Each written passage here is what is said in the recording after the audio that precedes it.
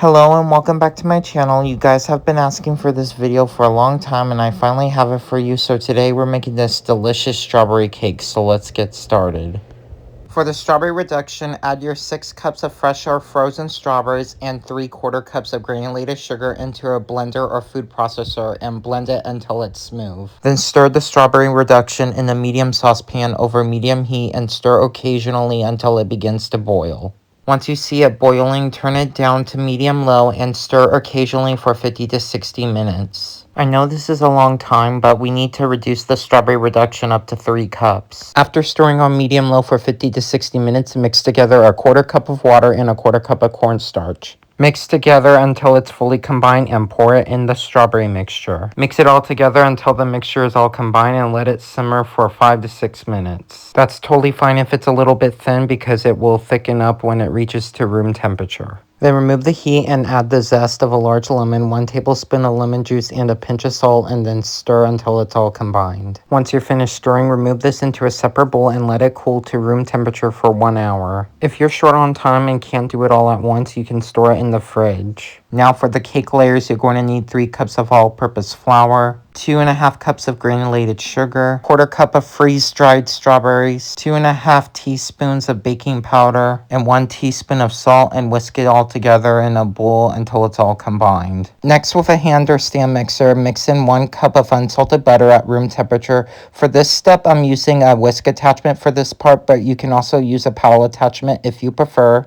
Next, we add in 1 cup of room temperature egg whites. I use the kind that comes in a carton, but you can also use 7 large eggs or 4 whole egg whites at room temperature. Once your egg whites are fully combined, give your bowl a quick scrape to make sure there's no lumps on the side. Next, add in 1½ cups of sour cream at room temperature, 1/2 cup of strawberry reduction, 2 tablespoons of vegetable oil, 2 teaspoons of vanilla extract, and some pink gel paste if desired. Then mix it all together with a paddle attachment or a hand mixer until it's all combined. Give the bowl a quick final scrape to make sure there's no lumps. Grease 3 of your 8-inch pans or 4 7-inch pans if you prefer. Add some parchment paper and divide your cake batter evenly in each cake pan. Give your cake pans a quick tap and then bake your cake pans in the oven at 350 degrees for 33 to 36 minutes. For the strawberry cream cheese frosting, beat together your 1½ cups of unsalted butter and 1 cup of cream cheese at room temperature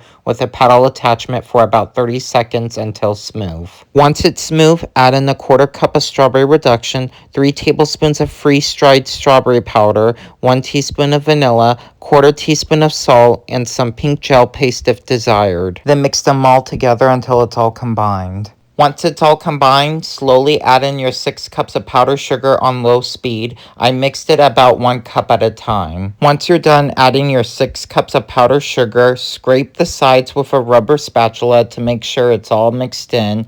Then we can finally start assembling our cake layers. So what I'm doing is I'm adding a dab of frosting on the cake board. Then I added about 1.5 cups of frosting in a piping bag to pipe a ring on. I'm also adding my remaining strawberry reduction on each cake layer. As soon as you're done stacking your cake layers, you might want to put your cake in the freezer for about 15 minutes to prevent your cake from wobbling while you're decorating. This will make the frosting process so much easier while you're covering your cake. This time I'm actually not going to make a crumb coat at this point. I'm just using the rest of the frosting to cover it into a thick layer, and I'm making a texture look by using a knife. I finish off the cake with some fresh strawberries on the top, and then our cake is finally complete. Thank you guys so much for watching this tutorial on how I made this delicious strawberry cake. Don't forget to subscribe to my channel and follow me on Instagram and TikTok, and I'll see you guys again real soon. Bye.